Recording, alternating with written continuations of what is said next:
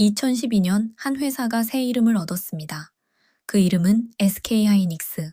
그리고 그로부터 14년이 지난 지금 이 회사는 한국 경제의 새로운 주인공이 되었습니다. 2025년 3분기 누적 영업이익 28조 원, 4분기 매출 32조 8천억 원, 영업이익 19조 2천억 원, 그리고 2026년 시장의 전망은 연간 영업이익 100조 원, 100조 원이라는 숫자.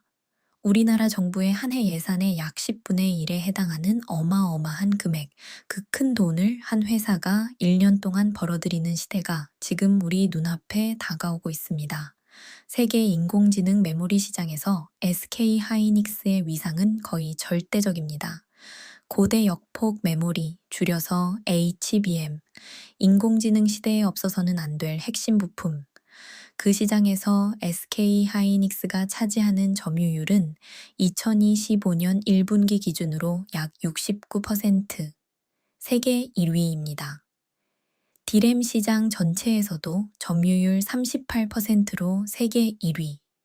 같은 한국의 라이벌 삼성전자를 마침내 추월해버린 것입니다. 이렇게 적어놓고 보면 마치 오래된 영광의 연속처럼 들립니다. 그러나 사실은 정반대입니다. SK하이닉스의 40년은 한국 산업사에서 가장 극적인 드라마였습니다. 정주영 회장의 도전으로 시작되었고 외환 위기에 빅딜에 휘말렸으며 부채의 늪에 빠져 워크아웃에 들어갔고 16년 동안 주가가 떨어져 하락닉스라 불렸던 회사. 한때는 시장에서 잊혔던 그 회사가 어떻게 세계 1위에 올랐는가. 오늘 밤은 그 이야기입니다. 1983년 정주영의 결단으로부터 2026년 100조 원의 시대까지 43년의 시간 속에 담긴 사람의 결단과 운명, 시장의 광기와 깊은 침체, 그리고 10년을 묵묵히 준비해온 자만이 받을 수 있는 보상. 이 회사의 역사 속에는 우리 모두가 함께 겪은 시간이 들어 있습니다. 외환위기의 추운 겨울, 카드 대란의 흔들림, 닷컴 버블의 환상, 그리고 다시 찾아온 회복의 봄, 그 한가운데에서 한 반도체 회사가 어떻게 무너지지 않고 살아남았는지, 어떻게 10년을 묵묵히 준비해 인공지능 시대의 주역이 되었는지, 이야기는 한 사람의 결단에서 시작됩니다. 현대그룹의 창업자 정주영, 건설로 시작해 자동차, 조선, 그리고 마침내 반도체에 이르기까지 그의 사업에는 한계가 없어 보였습니다. 1970년대 후반 일본은 반도체 강국으로 떠오르고 있었습니다. 도시바, 애니시, 히타치, 그리고 그 옆에서 미국의 인텔과 텍사스 인스트루먼츠, 그들 사이에서 한국의 자리는 어디에도 없었습니다. 반도체는 미국과 일본의 무대였고 그 무대 위에 동양의 작은 신생산업 국가가 끼어든다는 것은 누가 봐도 무모해 보였습니다. 그러나 정주영 회장은 다르게 생각했습니다. 반도체를 지배하는 자가 세계를 제패한다. 이 한마디는 그 시대의 정주영 회장의 신념을 압축한 말이었습니다. 일본이 한 일을 한국이 못할 이유가 없다. 그는 그렇게 믿었습니다. 그리고 그 믿음은 곧 행동으로 이어졌습니다. 1981년 12월 현대그룹 안에 신규 사업팀이 설립되었습니다. 그리고 1982년 한 해 동안 시장을 조사하고 인재를 모으고 부지를 물색했습니다. 결국 1983년 1월 전자사업팀이 정식으로 발족합니다. 본격적인 출발의 신호탄이었습니다. 당시 정주영 회장이 선택한 방식은 독특했습니다. 새 회사를 처음부터 세우는 대신 기존의 작은 건설 회사인 국도건설을 인수했습니다. 그리고 그 회사를 역으로 합병하는 방식으로 새로운 전자회사를 출범시켰습니다. 이렇게 해서 1983년 2월 23일 마침내 현대전자산업 주식회사가 공식적으로 세상에 그 모습을 드러냈습니다. 공장의 부지는 경기도 이천 부발면이었습니다. 한적한 시골 마을. 이곳이 훗날 한국 반도체 산업의 심장이 될 것이라고는 그때는 아무도 상상하지 못했습니다. 부지의 면적은 약 25만 3천 평. 그 넓은 땅 위에 한국 최초의 본격적인 반도체 공장이 들어설 예정이었습니다. 그러나 일본과 미국의 기술을 따라잡기 위해서는 그들의 본거지로 직접 나아가야 했습니다. 같은 해 미국 캘리포니아 산타클라라의 현지 법인이 설립됩니다. 실리콘밸리의 한가운데 세계 반도체의 본진, 그곳에서 기술을 배우고 인재를 영입하고 시장을 살피기 위함이었습니다. 그리고 흥미로운 점은 비슷한 시기에 또 하나의 한국 기업도 반도체에 뛰어들었다는 것입니다. 바로 삼성. 이병철 회장도 같은 해 1980년에 반도체 사업 진출을 공식 선언합니다. 두 거인의 동시 출발. 그것이 한국 반도체 40년의 서막이었습니다. 당시의 분위기는 비장했습니다. 일본은 이미 디램 시장에서 압도적인 점유율을 차지하고 있었습니다. 미국조차도 일본에 밀려나는 시기였습니다. 그런 시대에 막 산업화에 진입한 한국이 반도체에 뛰어든다는 것은 객관적으로는 무모한 도전이었습니다. 그러나 정주영 회장은 그 무모함을 두려워하지 않았습니다. 실패하면 어떻게 합니까? 임원들의 조심스러운 질문에 그는 이렇게 답했다고 전해집니다. 해보고 안 되면 그때 가서 생각하자. 그것이 정주영의 방식이었습니다. 망설임 없는 결단, 그리고 곧장 이어지는 실행.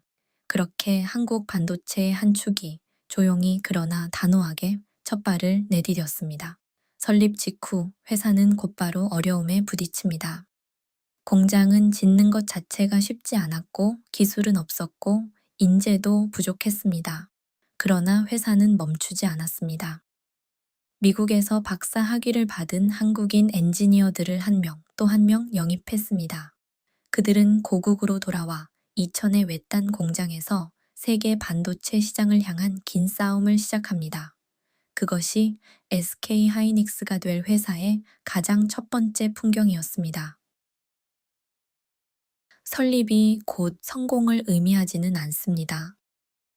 1983년에 출범한 현대전자에게 처음 몇 년은 시행착오의 시대였습니다. 공장 건설은 예상보다 훨씬 어려웠습니다. 부지가 확보된 뒤에도 본격적인 착공은 약 6개월이 지연되었습니다. 반도체 공장이 일반적인 공장과 얼마나 다른지 그때는 아직 한국이 충분히 알지 못했습니다. 반도체 제조는 사실상 우주에 가까운 작업입니다. 머리카락 한 가닥의 1,000분의 1보다도 작은 회로를 실리콘 웨이퍼라는 둥근 판 위에 정밀하게 그려 넣어야 합니다. 그러기 위해서는 먼지 한 톨도 허용되지 않는 클린룸이 필요합니다. 미세한 진동도 차단해야 하는 무거운 기초가 필요합니다. 정밀한 화학 약품을 다루는 설비가 필요합니다. 어느 하나도 쉬운 것이 없었습니다. 자체 기술 개발의 길도 험난했습니다.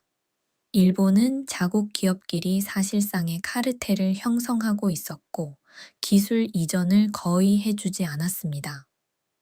미국의 기업들도 한국 기업의 핵심 기술을 넘기는 데 인색했습니다. 결국 현대전자는 끊임없는 실험과 자체 연구를 통해 한 걸음 한 걸음 나아가야 했습니다. 그 길은 매우 느렸고 또 외로웠습니다. 그러나 시간이 흐르면서 회사는 조금씩 성장했습니다. 1980년대 후반에 들어 디램 분야에서 의미 있는 실적이 나오기 시작했습니다. 디램. D램이라고 부르는 이것은 우리가 흔히 컴퓨터의 메모리라고 알고 있는 부품입니다. 잠시 짧게 설명을 드리자면 D램은 마치 작업 책상과 같은 역할을 합니다. 컴퓨터가 일을 할 때 잠깐 자료를 펼쳐두고 작업하는 곳. 책상이 크고 빠를수록 컴퓨터의 처리 속도도 빨라집니다. 이 D램은 컴퓨터가 작동하는 한 반드시 필요합니다. 그래서 D램 시장은 반도체 산업의 가장 큰 줄기 가운데 하나가 되었습니다. 1990년대로 넘어오면서 현대전자의 성장 곡선은 더 가팔라집니다. 일본 기업들과의 경쟁은 치열했지만 한국 기업들은 특유의 속도와 집중력으로 점차 따라잡기 시작했습니다. 1996년 한 해 동안 현대전자의 세계 D램 시장 점유율은 약 4위까지 올랐습니다. 일본의 거대 기업들 바로 뒤 한국 기업이 세계 D램 시장의 상위권에 진입한 것이 회사가 세워진 지 단 13년 만의 일이었습니다. 같은 해 12월 현대전자는 한국거래소 유가증권시장, 즉 코스피에 정식으로 상장됩니다. 회사가 한 단계 더 성장했음을 알리는 상징적인 사건이었습니다. 동시에 전 세계 시장으로의 진출도 가속화됩니다. 미국, 유럽, 동남아시아, 그리고 일본까지. 현대전자라는 이름은 어느덧 글로벌 반도체 업계에서 들리기 시작했습니다. 이 시기 한국 반도체 산업 전체는 빠르게 일본을 따라잡고 있었습니다. 삼성전자는 D램 시장일 위로 올라섰고 현대전자도 상위권에 안착했습니다. 같은 시기에 후발주자였던 LG반도체도 빠르게 추격해오고 있었습니다. 한국이라는 작은 나라가 세계 반도체 시장의 한 축으로 자리 잡아가는 시기, 산업화 이후 단 한 세대 만에 일어난 거의 기적과 같은 변화였습니다. 그러나 1990년대 후반 누구도 충분히 예상하지 못한 거대한 파도가 한국 경제를 향해 다가오고 있었습니다. 그 파도의 이름은 외환위기, 또 다른 말로는 국제통화기금, 우리 모두가 줄여서 IMF라 부르는 그 차가운 시대의 도래였습니다. 1997년 11월, 한국 경제는 갑작스러운 외환 위기에 휘말립니다. 외환 보유고가 바닥났고 단기 외채를 갚을 돈이 없었습니다.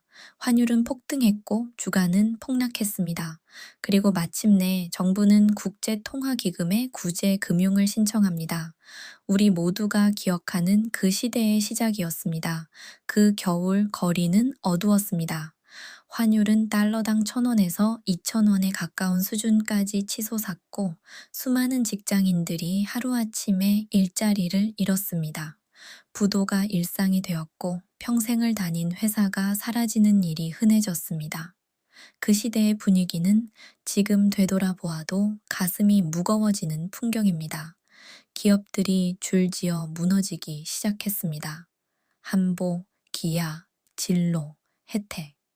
그리고 그 충격은 살아남은 대기업들에게도 깊은 상처를 남겼습니다. 다음 해인 1998년에 출범한 김대중 정부는 경제 구조 자체를 뜯어고치는 강력한 개혁을 시작했습니다. 그 가운데에서도 가장 충격적이었던 것이 이른바 5대 그룹 빅딜이었습니다. 빅딜이란 무엇인가? 간단히 말하면 이 산업은 어느 그룹이 가져가고 저 산업은 어느 그룹이 가져가라 라는 정부 주도의 사업 교환이었습니다. 자동차, 항공기, 발전 설비, 정유, 그리고 반도체, 한국 경제의 중추에 해당하는 산업들이 그 대상이 되었습니다. 문제는 그 가운데 반도체였습니다. 당시 한국에는 반도체 사업을 영위하는 대기업이 셋 있었습니다. 삼성전자, 현대전자, 그리고 LG반도체. 정부의 논리는 이러했습니다. 한국이 일본과 경쟁하려면 한 회사로 통합해야 한다. 두 회사가 따로 싸우는 것보다 한 회사로 합쳐 규모를 키우는 편이 낫다. 그래서 어느 한 그룹이 다른 그룹의 반도체 사업을 흡수해야 한다고 정부는 결정합니다. LG반도체는 1989년에 설립된 비교적 신생 회사였습니다. 그러나 짧은 시간 안에 빠르게 성장해 1996년에는 세계 D램 시장 점유율 약 6위까지 올라간 회사였습니다. 한국의 자랑이라 할 만한 기업이었습니다. 그런데 그 회사를 정부의 결정 하나로 다른 그룹에게 강제로 넘기라니. LG그룹의 입장에서는 도저히 받아들이기 어려운 결정이었습니다. 정부는 아서 디리틀 줄여서 ADL이라는 글로벌 컨설팅 회사의 평가를 의뢰합니다. 두 회사 중 어느 쪽이 더 경쟁력이 있는지를 객관적으로 평가해 달라는 것이었습니다. 그러나 그 보고서가 발표되자 거센 논란이 일어났습니다. 결론은 현대전자가 LG 반도체를 인수하는 것이 더 적절하다는 것이었습니다. LG 측은 보고서의 객관성에 강하게 의문을 제기했습니다. 일부에서는 정치적 입김이 작용했다는 의혹도 제기되었습니다. 당시 일각에서 들렸던 표현이 친정부 성향의 차이라는 말이었습니다. 사실 여부는 지금도 명확히 가려진 바가 없습니다. 어떤 평가가 진정 공정한가에 대해서는 시간이 더 지나도 의견이 갈릴 수 있는 문제입니다. 그러나 시간이 흐른 뒤 분명해진 한 가지는 그 결정이 두 회사 모두에게 깊은 상처를 남겼다는 사실입니다. LG그룹의 구본무 회장은 강력하게 반발했다고 전해집니다. 자신이 키워온 사업을 자기 의지가 아닌 정부의 결정으로 넘겨야 한다는 것에 대한 분노, 임원들 앞에서 이건 받아들일 수 없다라며 큰 소리로 항변했다는 기록도 남아 있습니다. 그러나 외환위기의 한가운데에서 거대한 시대의 흐름을 한 사람이 막아내기는 어려웠습니다. 결국 1999년 7월 현대전자가 LG반도체를 인수하는 안이 최종 확정됩니다. 이 결정은 그 자체로 한국 반도체 산업의 운명을 결정짓는 사건이었습니다. 두 거대 사업이 하나로 합쳐졌습니다. 한국의 반도체는 사실상 삼성전자와 현대전자 두 축으로 단순화되었습니다. 그러나 통합의 대가는 매우 컸습니다. 인수에 필요한 막대한 비용이 새로운 회사 위에 빚으로 쌓이기 시작했습니다. 그리고 그 빚이 다음 몇 년간 회사를 깊은 어둠 속으로 끌고 갑니다. 빅딜은 그렇게 한 시대를 끝내고 또 다른 시대의 비극을 열었습니다. 정부가 의도했던 경쟁력 강화라는 목표는 적어도 그 직후 몇 년 동안은 정반대의 결과를 가져왔습니다. 통합의 빛이 곧장 부채의 그림자로 바뀌어 있었기 때문입니다. 2000년대로 넘어가는 그 짧은 시간 속에서 한국 반도체 산업의 한 축은 가장 깊은 어둠 속으로 발을 들이게 됩니다. 1999년 7월 LG반도체는 정식으로 현대전자에 인수되었습니다. 두 회사가 하나가 되어 단숨에 세계 디램 시장의 거대한 한 축으로 떠올랐습니다. 시장 점유율로 보면 그 순간 세 회사는 세계 디램 시장의 약 20% 이상을 차지하는 거대 기업이 되었습니다.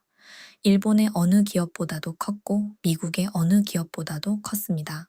그러나 그 풍경의 안쪽에는 깊은 그림자가 자리하고 있었습니다.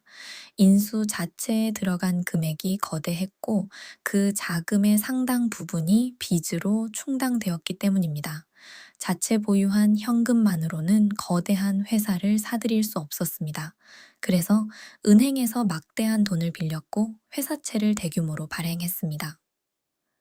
통합의 순간 새 회사의 총부채는 단숨에 십수조 원 단위로 부풀어 올라 있었습니다. 만약 시장 환경이 좋았다면 그 빚은 시간이 지나며 조금씩 해소될 수도 있었을 것입니다. 그러나 운명은 회사의 편이 아니었습니다. 첫 번째 충격은 외환위기의 후유증이었습니다. 1997년의 위기 이후 한국의 많은 대기업들이 발행한 회사채의 만기가 2000년에서 2001년 사이에 한꺼번에 돌아오기 시작했습니다. 회사들은 그 채권을 갚기 위해 새로운 채권을 발행하거나 은행으로부터 돈을 빌려야 했습니다. 그러나 시장에는 이미 그 많은 돈을 받아줄 여유가 없었습니다. 우리가 흔히 듣는 표현, 채권 시장의 자금 경색이 본격적으로 시작된 시기였습니다. 두 번째 충격은 뜻밖에도 바다 건너에서 찾아왔습니다. 미국에서 닷컴 버블이 터졌습니다. 1990년대 말 인터넷 산업의 열기로 부풀어 오른 거대한 거품. 사람들은 회사 이름에 닷컴이 붙기만 해도 주가가 치솟던 시대였습니다. 그러나 2000년에 들어서면서 그 거품이 터졌고 미국의 기술 기업들이 줄줄이 무너지기 시작했습니다. 문제는 그 닷컴 기업들이 곧 D램 시장의 가장 큰 고객 중 하나였다는 점입니다. 인터넷 데이터 센터, 새 컴퓨터, 새로운 기기, 모두 D램을 소비했습니다. 그런데 그 수요가 짧은 시간 안에 사라져 버렸습니다. D램 가격은 폭락하기 시작했습니다. 한 개에 $10를 호가하던 D램 칩이 $1 아래로 떨어지는 데 그리 오랜 시간이 걸리지 않았습니다. 세 번째 충격은 현대그룹 자체의 어려움이었습니다. 정주영 회장의 후계 구도를 둘러싼 갈등, 이른바 왕자의 난이라 불리는 형제 간의 분쟁이 외부로 드러났습니다. 그룹 전체에 대한 시장의 신뢰가 흔들리기 시작했습니다. 그 결과 그룹의 한 축이었던 현대전자에 대한 외부의 시선도 점점 더 차가워졌습니다. 빚, 시장의 침체, 그리고 모회사의 흔들림. 시장은 이것을 삼중고라고 불렀습니다. 어느 한 가지만이라도 회사를 무너뜨리기에 충분한 무게, 그것이 동시에 세 가지가 한 회사 위에 떨어진 것입니다. 2001년 3월 회사는 이름을 바꿉니다. 현대전자라는 이름이 사라지고 그 자리에 새 이름이 자리합니다. 하이닉스 반도체. 하이는 영어로 높은 이라는 뜻, 닉스는 그리스 신화의 밤의 여신을 뜻한다는 해석이 알려져 있습니다. 그러나 그 이름을 받아든 직원들에게 회사의 분위기는 결코 신화 속의 영광스러운 풍경이 아니었습니다. 같은 해 8월 현대그룹은 이 회사에 대한 경영권을 공식적으로 포기합니다. 현대라는 이름과의 마지막 연결 고리가 끊어지는 순간이었습니다. 회사는 채권단의 손으로 넘어가고 산업은행을 비롯한 금융기관들이 새로운 주인이 되었습니다. 정주영 회장의 도전으로 시작된 회사는 18년 만에 그 창업가의 그늘을 떠나 깊은 위기의 한가운데로 빠져들고 있었습니다. 2002년 6월 한 통의 공식 발표가 회사의 운명을 다시 한번 결정짓습니다. 외환은행이 하이닉스 반도체의 최대 주주가 되었다는 사실, 그 의미는 분명했습니다. 이 회사는 이제 평범한 사기업이 아니라 채권자들이 살려두고 회생시켜야 하는 워크아웃 상태의 기업이 되었다는 것이었습니다. 워크아웃이란 회사가 빚을 갚지 못하게 되었을 때 채권자들이 모여 그 회사를 어떻게 살려낼지 함께 논의하는 절차입니다. 회사가 완전히 망하는 것보다 살아서 빚을 조금이라도 갚도록 만드는 편이 모두에게 이익이라고 판단했을 때 선택되는 길입니다. 그래서 채권자들은 빚의 일부를 깎아주고 만기를 연장해주고 회사가 호흡할 수 있는 시간을 줍니다. 그러나 그 시간을 받는 직원들의 입장에서 워크아웃은 결코 따뜻한 단어가 아니었습니다. 그것은 곧 대규모 구조조정이 다가오고 있다는 신호였습니다.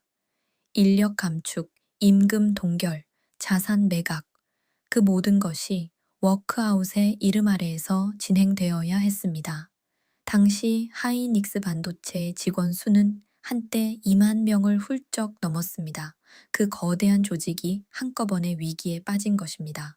공장 안에서는 한 라인이 멈추고 또 한 라인이 멈췄습니다. 신규 투자는 미뤄졌고 연구개발 예산은 깎였습니다. 그러나 그 어둠 속에서도 회사는 멈추지 않으려 안간힘을 썼습니다.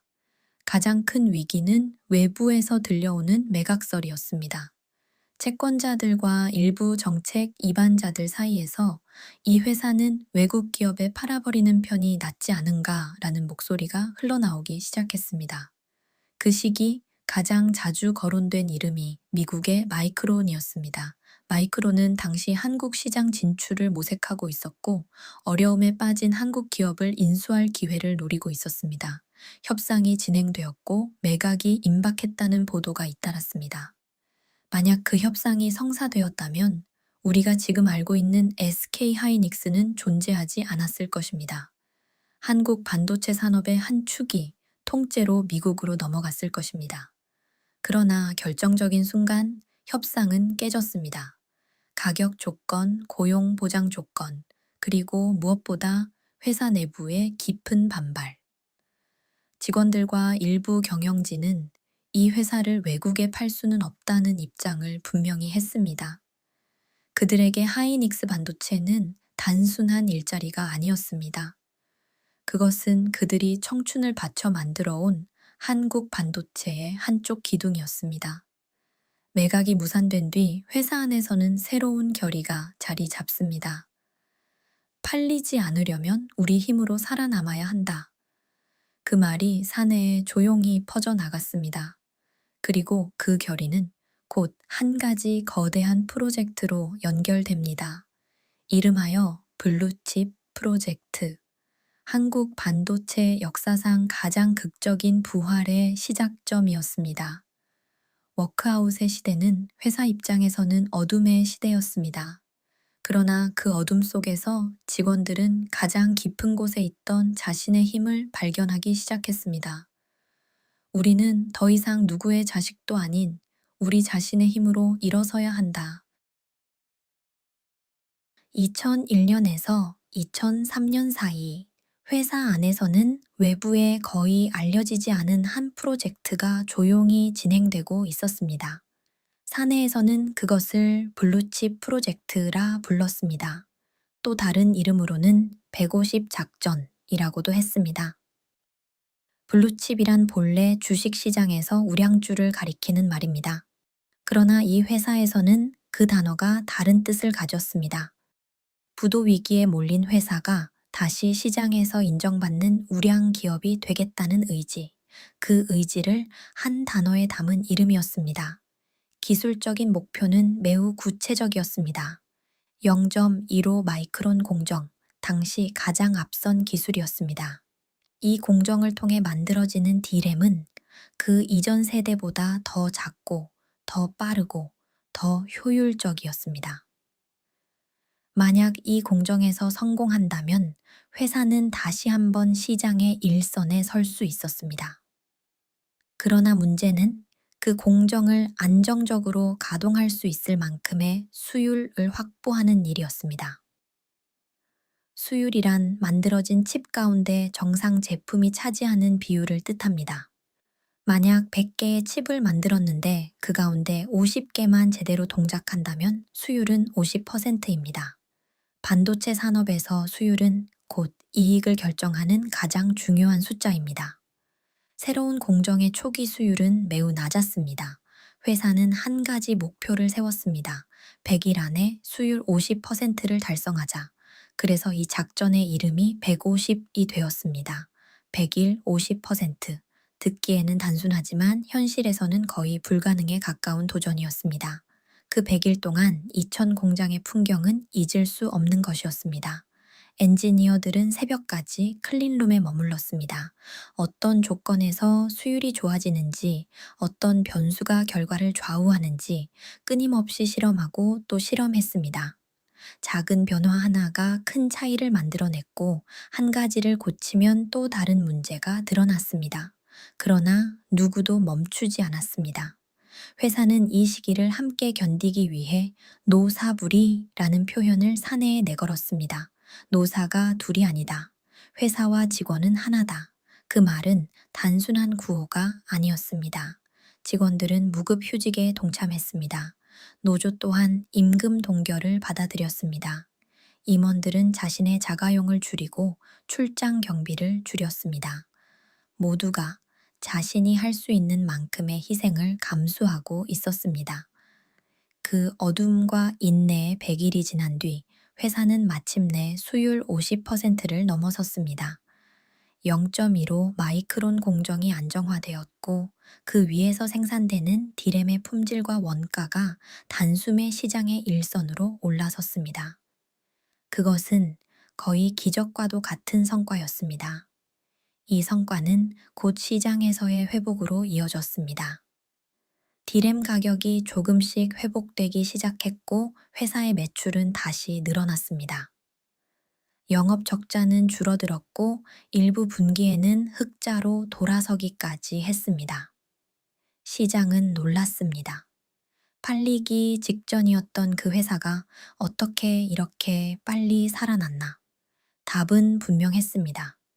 100일 동안의 그 깊은 헌신, 그리고 노사가 함께 견뎌낸 그 시간이 회사를 살린 것입니다.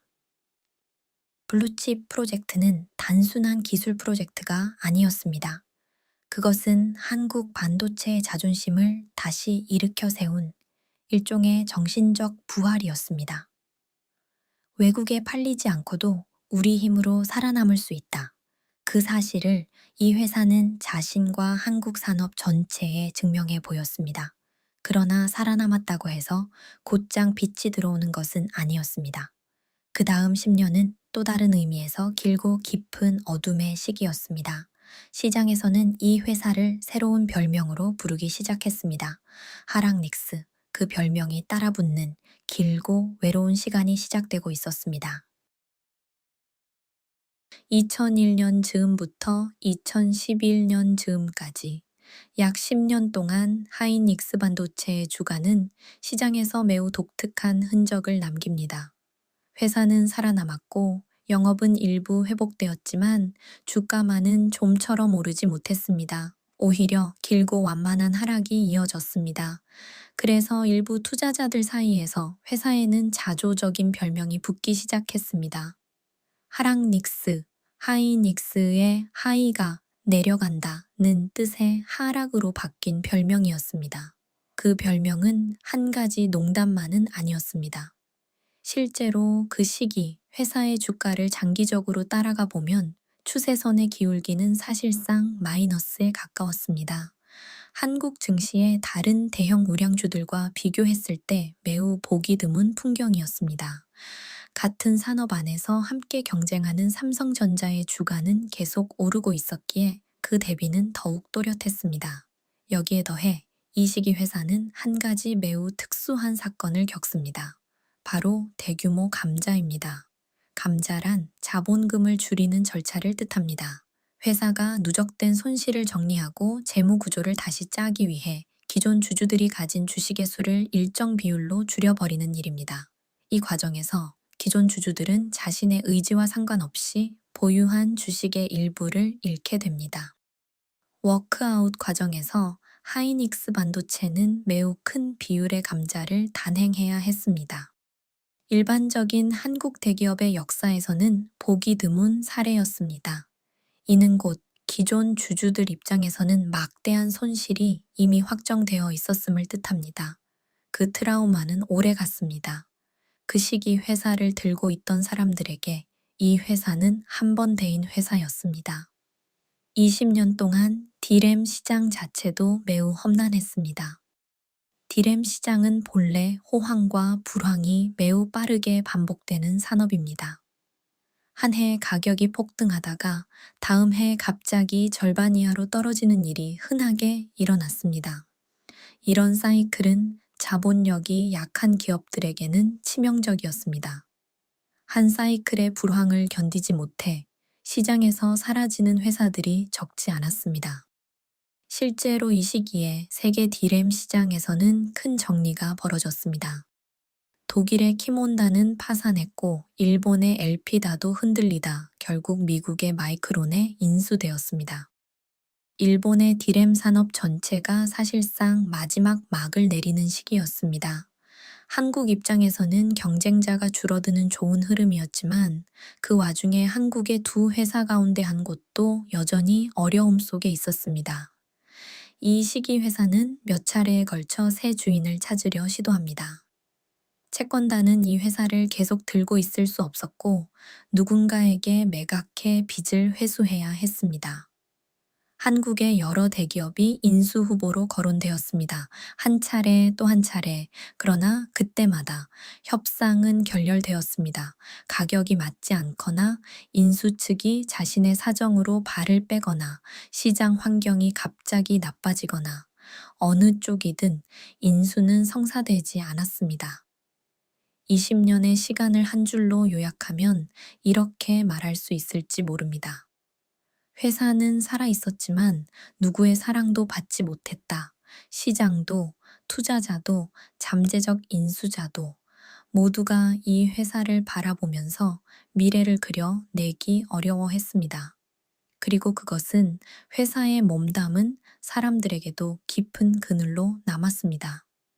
그러나 같은 시기 회사 안에서는 또 한 가지 흐름이 조용히 자라고 있었습니다.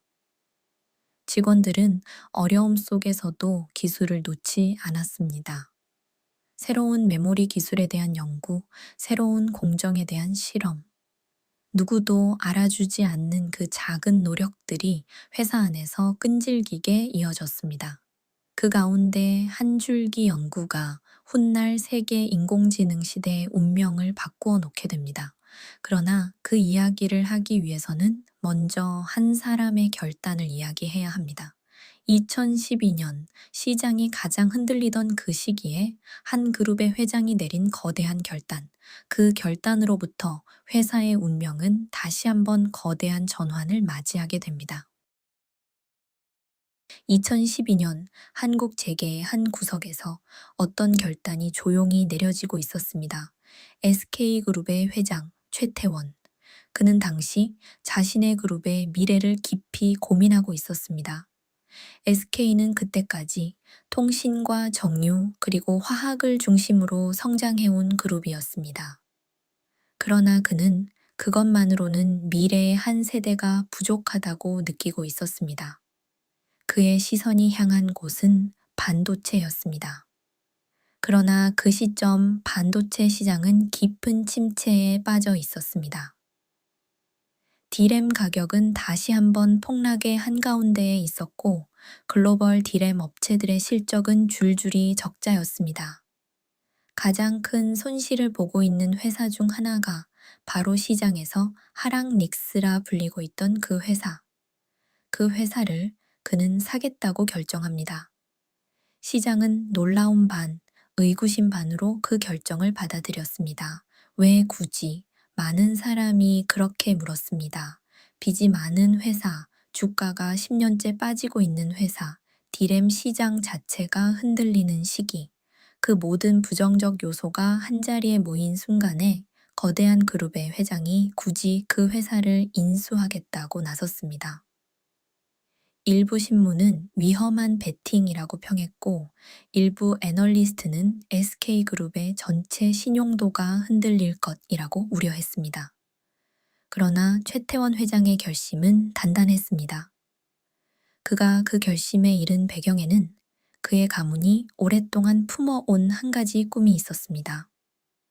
1970년대 말 그의 아버지인 최종현 회장은 선경 반도체라는 회사를 통해 반도체 사업에 진출하려 한 적이 있었습니다.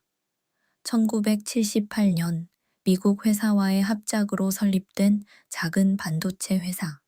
그러나 두 차례의 석유 위기와 사업적 어려움 속에서 그 도전은 결국 좌절되었습니다. 이 사건은 SK그룹 내부에 오랫동안 남아있는 미완의 꿈이었습니다. 그리고 최태원 회장은 그 꿈을 자신의 시대에 다시 한번 살려보겠다고 결심한 것입니다. 빚이 많고 시장이 어려운 회사, 바로 그 시기였기 때문에 인수의 가격은 비교적 합리적일 수 있었습니다. 위기야말로 기회다. 그는 그렇게 판단했습니다. 2012년 2월 SK텔레콤은 약 3조 4,267억 원의 하이닉스 반도체를 인수합니다. 그리고 회사의 이름은 그 직후 정식으로 바뀝니다. SK하이닉스. 한국 산업사에서 매우 특별한 이름이 그렇게 탄생했습니다. 인수 직후의 시장 반응은 여전히 차가웠습니다. SK그룹 전체의 신용 등급에 대한 우려가 한동안 이어졌습니다. 인수가 발표된 뒤 한 달 동안 SK텔레콤의 주가는 적지 않게 흔들렸습니다. 일부 외국 신용평가사는 SK그룹이 너무 큰 위험을 떠안았다라는 보고서를 내놓기도 했습니다. 그러나 시간이 흐르면서 시장의 분위기는 점차 바뀌기 시작했습니다. SK의 든든한 지원 아래에서 SK하이닉스는 거대한 신규 투자를 이어갈 수 있었습니다. 새로운 공장, 새로운 공정, 새로운 인재, 그동안 자금이 없어 미뤄두었던 모든 것이 한꺼번에 가능해졌습니다. 그것은 회사 안에서도 큰 변화였습니다. 10년 가까이 채권단의 손에 머물러 있던 회사는 더 이상 누구의 자식도 아닌 회사가 아니었습니다. 분명한 모기업이 생겼고 그 모기업은 막대한 자본력과 안정적인 현금 흐름을 가지고 있었습니다. SK텔레콤은 한국에서 가장 안정적인 통신 사업을 운영하고 있었고 그 현금이 디램 사업에 큰 투자로 흘러들 수 있게 된 것입니다. 직원들의 표정도 조금씩 달라지기 시작했습니다. 더 이상 회사가 팔릴까 걱정할 필요가 없어졌고 다음 분기에 적자를 두려워하는 대신 다음 10년을 그릴 수 있게 되었습니다. 그리고 그 그림 속에 한 가지 새로운 기술의 가능성이 자리하고 있었습니다. 인수가 결정된 그해 직후부터 회사는 어느 한 기술에 대한 연구를 더욱 강력하게 밀어붙이기 시작합니다. 그 기술의 이름은 고대 역폭 메모리, 줄여서 HBM. 그 시점에서는 아직 시장의 누구도 그것이 무엇을 의미하는지 충분히 이해하지 못했습니다. 2013년 SK하이닉스의 한 연구 그룹은 어떤 새로운 메모리 칩의 양산 준비를 거의 마쳐가고 있었습니다. 그 칩의 이름은 고대역폭 메모리, 영어로는 하이 밴드 위드 메모리, 줄여서 HBM. 그것은 그 시점까지 세상에 없던 새로운 형태의 메모리였습니다. 기존의 디램은 보통 한 장씩 평평하게 만들어진 칩이었습니다. 한 칩이 컴퓨터의 한 부분에 끼워져 있는 우리에게 익숙한 그 모양입니다. 그러나 HBM은 달랐습니다. 여러 장의 디램 칩을 위로 차곡차곡 쌓아 올린 형태였습니다. 마치 얇은 책을 여러 권 쌓아 한 권의 두꺼운 책으로 만든 것처럼 그 안에는 미세한 구멍이 뚫려 있고 그 구멍을 통해 위에 칩과 아래의 칩이 직접 연결되어 있었습니다. 이 구조는 메모리가 정보를 주고받는 길의 폭을 매우 넓게 만들어줍니다. 그래서 이름이 고대역폭 메모리입니다. 한 차선의 도로보다 10차선의 고속도로가 더 많은 차를 동시에 보낼 수 있는 것과 같은 원리입니다. 이런 메모리는 한 번에 매우 많은 정보를 빠르게 처리해야 하는 작업에서 폭발적인 성능을 보여줄 수 있었습니다. 2013년 시점에서 그런 작업이 무엇인지는 아직 분명하지 않았습니다. 일반적인 개인용 컴퓨터에서는 굳이 이런 비싼 메모리가 필요하지 않았습니다. 일반 사용자에게는 과한 기술이었기 때문입니다. 그래서 이 새로운 메모리가 시장에서 자리 잡기 위해서는 그것을 진정으로 필요로 하는 어떤 사용처를 찾아야 했습니다. 처음으로 그 사용처가 보이기 시작한 곳은 그래픽 처리 장치의 세계였습니다. 영어로는 GPU, 게임, 그래픽 작업, 영상 처리, 한 화면에 수많은 픽셀을 동시에 처리해야 하는 이 분야에서는 메모리의 대역폭이 곧 성능을 결정했습니다. 그래서 그래픽 칩 회사들이 이 새로운 메모리에 관심을 가지기 시작했습니다. 그 가운데에서도 한 회사가 가장 적극적이었습니다. 미국의 AMD. 당시 AMD는 또 다른 미국 회사 엔비디아와 그래픽 칩 시장에서 치열하게 경쟁하고 있었습니다. AMD는 새로운 기술인 HBM을 자신의 제품에 적극 도입함으로써 경쟁사를 앞서 보려 했습니다. 그래서 AMD는 SK하이닉스와 함께 HBM의 첫 양산을 추진하는 동반자가 됩니다. 2013년 10월 SK하이닉스는 세계 최초로 HBM을 공식 발표합니다. 그리고 그 다음 해에는 AMD의 그래픽 카드에 그 메모리가 실제로 탑재되어 시장에 출시됩니다. 그 순간 인류는 처음으로 메모리를 위로 쌓아 올린 디램이라는 형태를 갖게 되었습니다. 그러나 시장의 반응은 미지근했습니다. 가격이 비쌌고 생산이 어려웠으며 사용처가 제한적이었습니다. 일부 그래픽 카드와 일부 슈퍼컴퓨터에만 채택되었을 뿐 메모리 시장 전체의 매출 면에서는 매우 작은 비중을 차지하는 제품이었습니다. 시장의 어떤 분석가는 흥미로운 기술이지만 너무 비싸서 대중화되기 어려울 것이라는 평가를 내놓기도 했습니다. 회사 안에서도 이 기술의 미래에 대해 의견은 갈려 있었습니다. 어떤 임원은 굳이 이 어려운 기술에 자원을 투입할 필요가 있는가 라고 묻기도 했습니다. 그러나 또 다른 임원들은 이 기술이 언젠가 거대한 무대를 가질 거라는 직관을 굳게 가지고 있었습니다. 결정의 기로에서 회사는 이 기술을 포기하지 않기로 합니다. 매년 더 새로운 세대의 HBM을 묵묵히 개발했습니다. 1세대, 2세대, 3세대로. 3세대를 거치며 적층되는 칩의 수는 늘어났고 대역폭은 더 넓어졌고 안정성도 더 높아졌습니다. 당시 이 결정의 의미를 그 누구도 충분히 알지 못했습니다.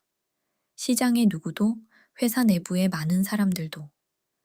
그러나 시간이 흐른 뒤 이 결정은 회사의 운명을 바꾸는 가장 결정적인 분기점으로 평가되게 됩니다.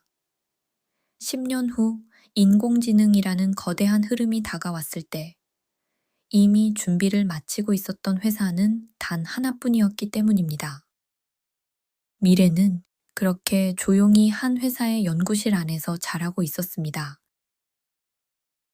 2012년부터 2022년까지 약 10년의 시간 동안 SK 하이닉스는 조용하지만 꾸준한 성장을 이어갑니다. 그것은 폭발적인 도약이라기보다는 묵묵히 한 걸음씩 더 단단해지는 시간이었습니다. 가장 먼저 변한 것은 회사가 사용할 수 있는 자금의 규모였습니다. SK텔레콤이라는 한국에서 가장 안정적인 통신 사업이 모기업이 되면서 회사는 D램 시장의 사이클이 어떻든 일정 수준의 투자를 계속할 수 있게 되었습니다. D램 가격이 떨어지는 시기에도 새 공장을 지을 수 있었고 새로운 공정에 대한 연구를 멈추지 않을 수 있었습니다. 그것은 10년 전의 위기 시기에는 상상할 수 없는 안정감이었습니다. 이 시기, 글로벌 D램 시장은 큰 정리를 거치고 있었습니다. 일본의 D램 산업은 사실상 마지막 막을 내렸고 살아남은 큰 회사는 셋이 되었습니다. 한국의 삼성전자, 한국의 SK하이닉스, 그리고 미국의 마이크론. 시장 점유율은 세 회사가 거의 모두를 차지하는 구조가 되었고 이는 곧 가격의 변동을 어느 정도 안정시키는 효과를 가져왔습니다. D램 산업의 사이클은 여전히 존재했지만 그 진폭이 예전만큼 거칠지는 않았습니다. 2014년 11월 한국 증시에서 매우 상징적인 사건이 일어납니다. SK 하이닉스의 시가총액이 현대자동차의 시가총액을 넘어선 것입니다. 한때 한국 산업의 자랑이었던 자동차 산업의 대표 기업을 한 반도체 회사가 시가총액 면에서 추월하기 시작한 순간이었습니다. 이 사건은 한국 경제의 무게중심이 어떻게 바뀌어가고 있는지를 보여주는 작은 거울이었습니다. 2015년에는 회사가 역대 가장 높은 실적을 기록합니다. 매출과 영업이익 모두에서 창립 이래 최고치였습니다. 시장은 깜짝 놀랐습니다. 불과 몇 년 전만 해도 매각설이 돌고 하락닉스라는 별명이 따라붙던 그 회사가 어느덧 코스피의 대표 종목 가운데 하나로 자리 잡고 있었습니다. 그러나 이 시기의 성장이 완전히 평탄했던 것은 아닙니다. D램 시장은 여전히 사이클을 반복했고 일부 해에는 다시 큰 폭의 실적 하락을 겪기도 했습니다. 그러나 그때마다 회사는 더 깊은 흠을 남기지 않고 다음 사이클로 넘어갔습니다. 자본력이 안정되었고 기술 경쟁력도 단단해졌기 때문입니다. 같은 시기 또 하나의 큰 사건이 일어납니다. 2018년 일본 도시바의 메모리 사업이 매각되는 과정에서 SK 하이닉스는 한 컨소시엄의 일원으로 참여합니다. 이 컨소시엄은 도시바 메모리, 훗날의 키옥시아를 인수하게 되고 SK 하이닉스는 그 과정을 통해 일본 메모리 산업의 한 자락에 직접 발을 들이게 됩니다. 이 결정의 의미는 컸습니다. 도시바 메모리는 한때 세계 낸드 플래시 메모리 분야의 강자였습니다. 낸드 플래시, D램과 달리 전원이 꺼져도 정보를 기억하는 메모리, 우리가 휴대전화의 저장 공간이나 컴퓨터의 솔리드 스테이트 드라이브, 즉 SSD로 흔히 접하는 그 메모리입니다. SK하이닉스는 이 컨소시엄 참여를 통해 낸드 플래시 분야에서도 발판을 강화할 수 있었습니다. 이 시기를 한마디로 요약하면 조용한 단단해짐이라 할 수 있습니다. 폭발적인 도약은 아직 오지 않았습니다. 그러나 그 폭발을 견뎌낼 수 있는 자본의 토대, 기술의 토대, 조직의 토대가 이 10년의 시간을 통해 만들어지고 있었습니다. 그리고 2022년의 어느 시점부터 세상은 빠르게 변하기 시작합니다. 한 인공지능 모델이 일반 대중에게 공개되고 누구나 자신의 컴퓨터 앞에서 그 모델과 대화를 시작할 수 있게 됩니다. 그 작은 사건이 곧 인류의 컴퓨팅 풍경을 통째로 바꾸어 놓게 됩니다. 그리고 그 변화의 한가운데 SK하이닉스가 10년 전에 묵묵히 준비해온 기술이 한순간에 가장 빛나는 자리로 끌려 올라가게 됩니다. 2022년 11월, 한 작은 인터넷 페이지가 세상에 공개됩니다. 미국의 한 회사가 만든 인공지능 모델. 이름은 챗GPT. 사람의 질문에 사람처럼 답하는 그 프로그램은 공개 며칠 만에 전 세계 수많은 사람들의 호기심을 사로잡습니다. 그리고 그 호기심은 곧 거대한 흐름으로 바뀌었습니다. 인공지능이라는 단어는 그 이전에도 오래 존재해왔습니다. 그러나 그것이 일반 대중의 일상에 본격적으로 들어온 시점은 바로 이때였습니다. 이 흐름은 한 산업에 천천히 다가오는 변화가 아니었습니다. 거의 모든 산업이 거의 동시에 인공지능을 어떻게 자신의 사업에 도입할지 고민하기 시작한 거대한 동시 변화였습니다. 이 변화 뒤에는 한 가지 산업적 현실이 있었습니다. 인공지능 모델을 학습시키기 위해서는 어마어마한 양의 계산 능력이 필요했습니다. 한 모델을 한 번 학습시키는 데에 한 도시 전체의 전력에 가까운 에너지가 사용되기도 했습니다. 그 계산을 수행하는 장치가 우리가 알고 있는 GPU, 미국의 엔비디아가 만드는 그래픽 처리 장치였습니다. 그런데 GPU가 그 빠른 계산을 효율적으로 해내기 위해서는 그 옆에 매우 빠른 메모리가 필요했습니다. 메모리가 느리면 아무리 강력한 계산 장치라도 자료를 충분히 빠르게 가져오지 못해 능력의 일부만을 발휘할 수밖에 없었기 때문입니다. 그 빠른 메모리의 정답이 바로 10년 전부터 묵묵히 발전해온 HBM이었습니다. 그래서 인공지능 모델의 학습과 추론에 사용되는 거의 모든 고성능 GPU 안에는 HBM이 들어있었습니다. 한 장의 GPU에 여러 개의 HBM 칩이 함께 패키지로 묶여 들어가는 구조였습니다. 그것은 GPU 한 장당 사용되는 메모리 매출이 매우 크게 늘어남을 의미했습니다. 엔비디아는 이 시장의 절대 강자였습니다. 거의 모든 인공지능 기업이 엔비디아의 GPU 위에서 모델을 학습시켰습니다. 그래서 엔비디아의 출하량이 늘어날수록 HBM의 수요도 함께 폭발적으로 늘어났습니다. 그리고 그 수요를 가장 안정적으로 공급할 수 있는 회사가 다름 아닌 SK하이닉스였습니다.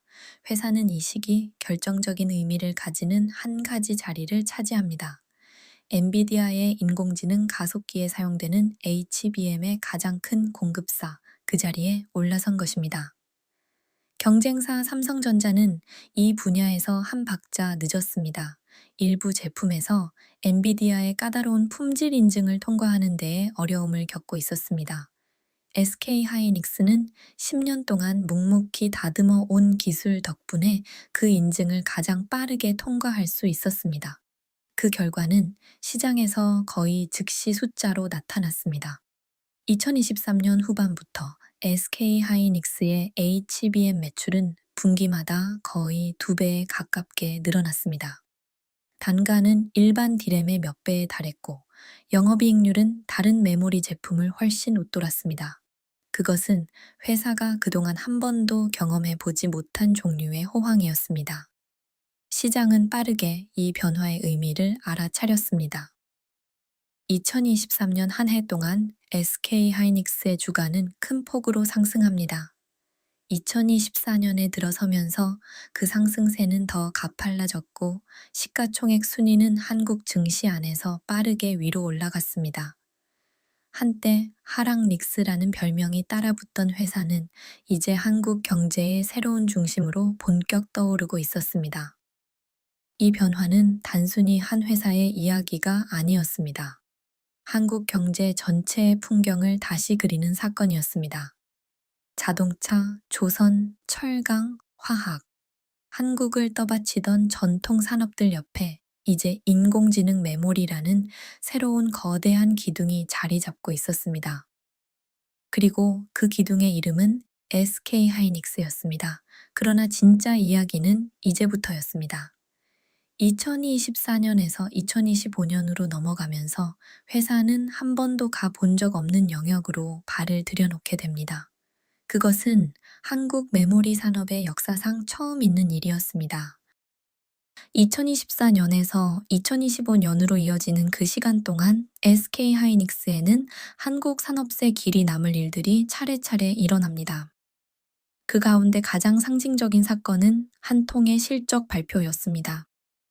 2025년 3분기 누적 영업이익 28조 원. 한 회사가 단 9달 사이에 28조 원의 영업이익을 기록한 것입니다. 한국 증시에 상장된 어떤 기업도 이렇게 짧은 시간에 이렇게 큰 영업이익을 만들어낸 적이 없었습니다. 그리고 그해 4분기의 실적은 그 흐름을 더욱 강하게 밀어붙입니다. 4분기 단일 매출 약 32조 8천억 원, 영업이익 약 19조 2천억 원, 한 분기 만에 19조 원의 영업이익을 기록한 회사는 한국에 단 2곳뿐입니다. 그리고 그 해의 그 자리에 가장 빛나게 선 회사가 다름 아닌 SK 하이닉스였습니다. 가장 결정적인 분기는 메모리 시장의 점유율에서 일어났습니다. D램 시장 전체에서 SK 하이닉스의 점유율은 약 38%로 올라섰습니다. 그것은 곧 같은 한국의 라이벌 삼성전자를 마침내 추월했다는 의미였습니다. D램이라는 가장 거대한 메모리 시장에서 세계 1위의 자리가 SK 하이닉스에게 돌아간 것입니다. 그리고 HBM 시장에서는 그 격차가 더욱 또렷했습니다. 2025년 1분기 기준 SK 하이닉스의 HBM 시장 점유율은 약 69%, 거의 70%에 이르는 압도적인 점유율이었습니다. 더 한정된 시장인 HBM 3세대 시장만 떼어놓고 보면 그 점유율은 더 높은 수준으로 평가되기도 했습니다. 이는 곧 인공지능 시대의 핵심 부품을 사실상 한 회사가 공급하고 있음을 의미했습니다. 이 시기의 또 다른 상징적인 사건은 같은 그룹 안의 비교에서도 나타났습니다. 한때 한국 반도체 산업의 절대 강자였던 삼성전자, 그 안에서 메모리와 시스템 반도체를 함께 담당하는 DS 부문, 그 DS 부문의 영업이익을 SK 하이닉스가 분기별 비교에서 추월하는 일이 벌어진 것입니다. 같은 부문에 한정된 비교이기는 했지만 한국 반도체 산업의 무게 중심이 어떻게 이동하고 있는지를 상징하는 사건이었습니다. 시가총액 면에서도 변화는 빠르게 진행되었습니다. SK 하이닉스의 시가총액은 한때 코스피 안에서 압도적 1위였던 삼성전자에 이어 2위에 자리하게 됩니다. 일부 시점에는 두 회사의 시가총액 격차가 크게 좁혀지기도 했습니다. 글로벌 반도체 기업 가운데에서도 SK 하이닉스의 시가총액은 매우 높은 순위로 올라섰습니다. 시장은 이미 이 회사를 인공지능 시대의 가장 중요한 메모리 기업으로 평가하고 있었습니다. 이 변화는 단지 숫자의 변화만이 아니었습니다. 한국 사회 안에서 이 회사를 바라보는 시선 자체가 바뀌고 있었습니다. 한때 매각설에 시달리던 회사, 한때 주가가 10년 동안 떨어지던 회사, 그 회사가 어느덧 우리 회사 SK 하이닉스라는 친근한 표현으로 불리기 시작한 것입니다. 시청자 가운데 많은 분이 그 회사의 주식을 직접 보유하고 있을지도 모릅니다. 또는 회사에 다니는 가족이나 친구를 두고 있을지도 모릅니다. 그 모든 작은 인연들이 합쳐져 한 회사가 한 나라의 자존심이 되어가는 풍경. 그것이 이 시기의 진짜 그림이었습니다. 그러나 회사 자신은 이 자리에서 멈추지 않았습니다. 이미 한 발 앞을 보고 있었습니다. 다음 세대의 HBM인 HBM 4세대. 그 신기술의 양산 준비가 같은 시기에 빠르게 진행되고 있었습니다. 그리고 이 기술의 양산이 본격화되는 시기는 2026년이었습니다. 그 해에 회사는 또 한 번 산업세에 남을 거대한 도약을 시도하게 됩니다. 세계 1위의 자리에 오른 회사. 그러나 그 자리에 머무는 것이 아니라 그 위에서 한 번 더 도약하려 하는 회사. 그것이 2025년의 풍경이었습니다. 그리고 다음 해의 풍경은 더 큰 숫자로 다가오게 됩니다. 2026년 시장의 가장 낙관적인 전망 가운데 하나는 SK 하이닉스의 연간 영업이익이 100조 원에 이를 수 있다는 것이었습니다. 100조 원, 우리 정부의 1년 예산이 약 600조 원에서 700조 원 사이임을 생각해보면 한 회사가 그 약 7분의 1에 해당하는 이익을 1년 동안 만들어낼 수 있다는 의미였습니다. 이 전망이 가능한 이유는 몇 가지 흐름이 동시에 진행되고 있기 때문이었습니다. 첫 번째 흐름은 HBM 4세대의 양산이었습니다. 더 빠른 메모리, 더 효율적인 메모리, 이전 세대보다도 더 비싸고 더 많이 팔리는 제품. 그 양산이 2026년에 본격적으로 시작될 예정이었습니다. 두 번째 흐름은 인공지능 시장의 확장이었습니다. 챗GPT의 등장 이후 인공지능을 사용하는 산업의 폭은 매년 넓어졌습니다. 검색, 광고, 영상, 의료, 금융. 거의 모든 분야의 기업이 인공지능 모델을 더 적극적으로 활용하려 했고, 그 모델을 학습시키고 운영하기 위한 거대한 데이터 센터들이 세계 각지에 새로 들어서고 있었습니다. 그 모든 데이터 센터의 핵심에 HBM이 들어 있었습니다. 세 번째 흐름은 새로운 고객의 확보였습니다. 그 가운데에서도 가장 상징적인 사건은 구글이 자체 개발한 인공지능 가속기인 TPU, 그 가운데에서도 가장 새로운 세대인 TPU7 시리즈에 SK 하이닉스의 HBM 3세대, 이를 첫 공급사로 채택했다는 사실입니다. 엔비디아에 이어 구글이라는 또 하나의 거대 고객을 확보한 것입니다. 시장은 이를 매우 의미 깊은 신호로 받아들였습니다. 이 모든 흐름을 받쳐줄 거대한 투자도 동시에 진행되고 있었습니다. 한국 안에서 그리고 미국에서 회사가 발표한 핵심 투자 계획은 향후 약 10년에 걸친 거대한 클러스터 구축이었습니다. 가장 큰 규모는 경기도 용인의 반도체 클러스터입니다. 이곳에는 약 120조 원에 달하는 거대한 투자가 계획되어 있고 여러 개의 새 공장이 차례차례 들어설 예정입니다. 이 클러스터가 완성되면 한국은 세계에서 가장 큰 메모리 생산 거점 가운데 하나를 보유하게 됩니다. 이는 단지 한 회사의 시설을 넘어 한국 반도체 생태계 전체의 경쟁력을 결정하는 인프라가 될 것입니다. 두 번째로 큰 거점은 충청북도 청주의 M15X 공장입니다. 이곳은 특히 HBM과 관련된 첨단 메모리 생산에 중요한 역할을 맡게 됩니다. 그리고 세 번째 거점은 바다 건너 미국 인디애나에 들어서는 새로운 공장입니다.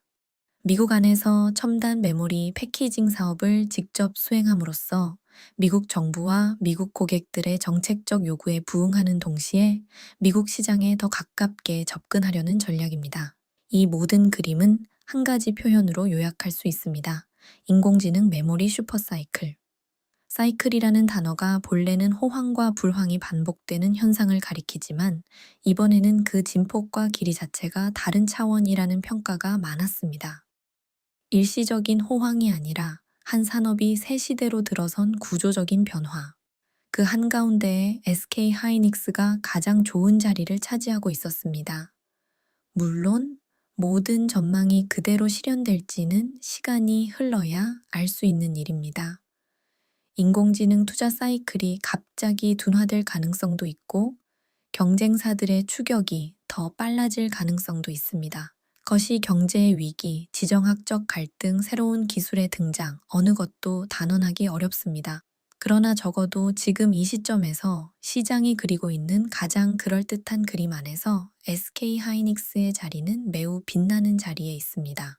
2026년의 그 큰 숫자는 한 회사의 숫자만이 아닙니다. 43년 전 정주영의 결단에서 시작되어 외환위기와 빅딜, 워크아웃과 150 작전, 하락닉스의 10년과 SK의 결단, HBM의 10년을 거쳐 이어진 한 산업의 길고 깊은 시간이 모여 만들어낸 숫자입니다. 그리고 그 숫자는 한 나라의 경제 안에서 결코 작은 의미를 가지지 않습니다. SK 하이닉스의 부상은 단순히 한 기업의 성공이 아닙니다. 그것은 한국 경제의 구조 자체를 바꾸는 사건입니다. 먼저 무역의 풍경입니다. 한국의 수출 품목 가운데 반도체는 오랫동안 1위 자리를 지켜왔습니다. 자동차도 조선도 석유화학도 큰 비중을 차지하지만 반도체는 그 모두를 한참 위에서 누르고 있는 한국의 가장 큰 수출 효자입니다. 그리고 그 반도체 수출의 두 축이 바로 삼성전자와 SK하이닉스입니다. 흔히 삼성과 SK가 한국을 먹여 살린다는 다소 과장된 표현이 떠도는 까닭도 여기에 있습니다. 다음은 증시의 풍경입니다. 한국의 대표 주가 지수인 코스피, 그 안에서 가장 큰 영향력을 가진 종목들이 시가총액 2위 삼성전자와 2위 SK하이닉스로 자리 잡고 있습니다. 두 회사의 주가가 어떻게 움직이느냐에 따라 코스피 전체의 흐름이 큰 영향을 받습니다. 한국 증시는 사실상 반도체 산업의 호흡 위에 함께 호흡하고 있는 셈입니다. 이는 코스피 양대 산맥이라 부를 만한 구조입니다. 또 하나의 풍경은 국내 총생산, 줄여서 우리가 흔히 듣는 GDP의 풍경입니다. 한 회사의 영업이익이 한 나라의 국내 총생산에 미치는 영향은 한 회사의 매출이 한 산업에 미치는 영향과 비교할 수 없을 만큼 큽니다. 한 분기에 10수조 원의 영업이익을 만들어내는 회사가 한 곳 더 늘었다는 것은 그 자체로 한국 경제의 한 단계 도약을 의미하는 변화입니다. 지역의 풍경도 있습니다. 회사의 본진이 자리한 경기도 이천, 청주의 첨단 공장, 그리고 새롭게 건설되고 있는 용인의 거대한 클러스터. 이 모든 거점이 자리한 지역들은 회사의 성장과 함께 도시 자체의 풍경이 바뀌고 있습니다. 새로운 일자리, 새로운 인구, 새로운 상권. 한 산업의 성공이 한 지역의 풍경을 바꾸어 놓는 모습. 그것은 곧 한국 경제의 한 단면입니다. 협력사들의 풍경도 빼놓을 수 없습니다. 거대한 반도체 회사 한 곳이 잘 되기 위해서는 그 옆에 수많은 협력사가 함께 있어야 합니다. 장비를 만드는 회사, 화학약품을 공급하는 회사, 부품을 제작하는 회사. 그 회사들이 모여 만드는 한국 반도체 생태계 전체가 SK하이닉스의 성장에 의해 함께 성장하고 있습니다. 그리고 무엇보다 한 나라의 국제적 위상의 풍경이 있습니다. 인공지능 시대의 가장 중요한 부품 가운데 하나를 한국의 한 회사가 사실상 독점적으로 공급하고 있다는 사실, 이는 곧 한국이라는 나라가 세계 기술 패권의 한 축을 분명하게 차지하고 있음을 의미합니다. 그 자리는 단지 시장에서의 위치만이 아니라 외교와 안보의 무대 위에서도 매우 중요한 자산이 됩니다. 이런 점에서 SK하이닉스의 이야기는 단순한 한 회사의 성공담이 아닙니다. 그것은 한 나라가 어떻게 무너지지 않고 깊은 위기 속에서도 미래를 향한 한 줄기 길을 끝까지 지켜냈는가에 대한 이야기입니다. 외환위기의 추운 겨울을 함께 지나온 나라가 그 겨울의 한가운데에서 위태롭게 흔들리던 한 회사를 결국 세계 1위로 길러내는 데에 성공한 이야기, 그리고 그 이야기 안에는 정주영의 결단, 직원들의 100일, 최태원의 배팅, 그리고 셀 수 없이 많은 평범한 사람들의 묵묵한 노력이 함께 들어 있습니다. 그것이 우리가 살고 있는 이 나라가 만든 한 편의 긴 드라마입니다. 1983년 경기도 이천의 한적한 시골. 그 텅 빈 부지 위에 첫 삽이 들어가던 그 시점에서 누가 43년 뒤의 풍경을 상상할 수 있었을까요? 인공지능이라는 단어가 미국의 작은 회사에서 만들어진 한 모델을 통해 전 세계 일상에 파고들 거라는 사실을, 그 모델을 학습시키는 핵심 부품이 다름 아닌 그 부지 위에 자라난 회사의 메모리일 거라는 사실을, 그것은 그 당시에 어떤 예언자도 정확히 그릴 수 없는 미래였습니다. 그러나 그 43년의 길은 결코 직선이 아니었습니다. 정주영의 도전, 시행착오의 시기, 디램 시장의 진입, 외환위기와 빅딜, 부채의 늪과 워크아웃, 150 작전의 부활, 하락 닉스의 10년, SK의 결단, HBM의 10년, 인공지능 시대의 도래, 그리고 세계 1위의 자리. 그 모든 시간이 한 회사 안에 켜켜이 새겨져 있습니다. 앞으로의 10년은 또 어떤 풍경을 가져올까요? 지금의 시장은 SK 하이닉스에게 매우 우호적인 환경입니다. 그러나 그 환경은 영원하지 않습니다. 먼저 경쟁의 풍경이 있습니다. 같은 한국의 라이벌 삼성전자는 한 박자 늦은 만큼 더 강하게 추격하고 있습니다. HBM 분야의 격차를 줄이기 위해 막대한 자원을 투입하고 있습니다. 미국의 마이크론도 자국 정부의 적극적인 지원 아래 다시 한번 시장의 강자로 떠오르려 하고 있습니다. 그리고 중국 안에서는 CXMT와 같은 후발 주자들이 정부의 강력한 지원을 받으며 빠르게 추격해 오고 있습니다. 기술의 풍경도 있습니다.